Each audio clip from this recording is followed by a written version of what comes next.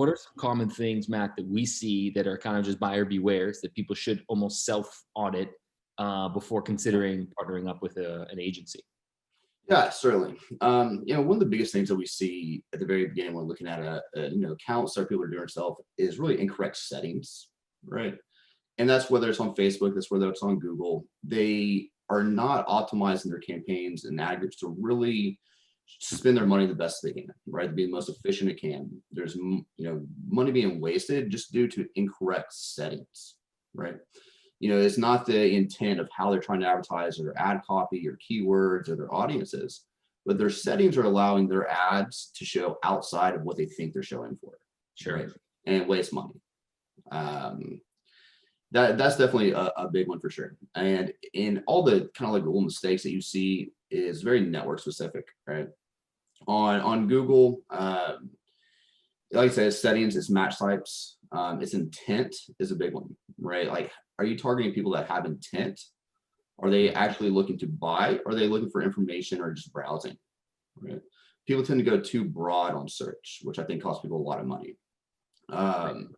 On the Facebook side, people don't test enough creative, right? Things are too segmented often. Facebook really thrives on information in their algorithm of who do they see producing results within your audience that you selected. If you don't have a big enough audience or you're going too targeted, you can't feed their algorithm and the machine learning with enough information to find you who's going to convert best, right, within that audience. So, that's definitely a big one. Too low budgets, and this is especially true on the Facebook side, right? If you have too low of a budget, you can't get enough data to really get enough data and samples, right, to optimize off of that. And that's another thing that the Facebook, Instagram kind of ad engine really works well with.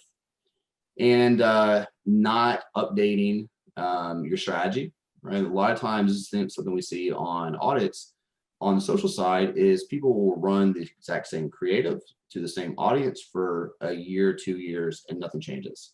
Yeah. Right. And you're showing the same ad to the same people, 50 times over a year. You're not reaching new people. So I think that's definitely a big mistake people make as well. Yeah, it gets stale essentially. Right. Not updating creative. I want to go back to budget, that you just mentioned. Not enough budget is something huge. And again, when I speak to new kind of partners, people that that we work with, they ask me, how much should I spend? And they're very open, because again, if they're willing to spend $1 to make 3, they're also willing to spend 1,000 to make 3,000 or 10,000 to make 30,000. Yeah. It's not something that I'm pushing at all.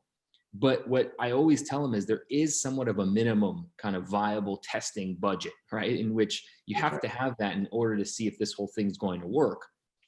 If you're not willing to spend that, I would almost say, keep your $500 or your $1,000, keep it to yourself, because you're actually just not putting out enough money to gather enough information, click data, et cetera, conversion information in order to optimize and see if it works or not.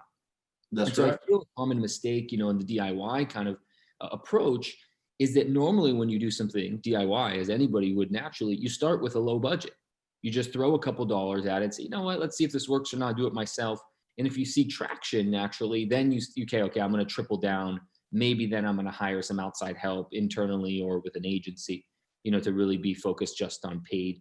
But my argument against that is that initial kind of DIY test that you did wasn't with enough budget to actually have a sample size large enough to determine if it works or not. And that's a big thing. Absolutely. Yeah, that's right. That's huge. And I see that, often. And so it's not specific just to Facebook. I think that's across the board, both Google and LinkedIn as well. You're testing new audiences, new creative.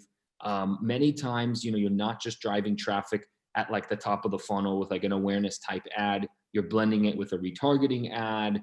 Then you're getting them, with Google search. Like it's a kind of a more holistic approach to paid.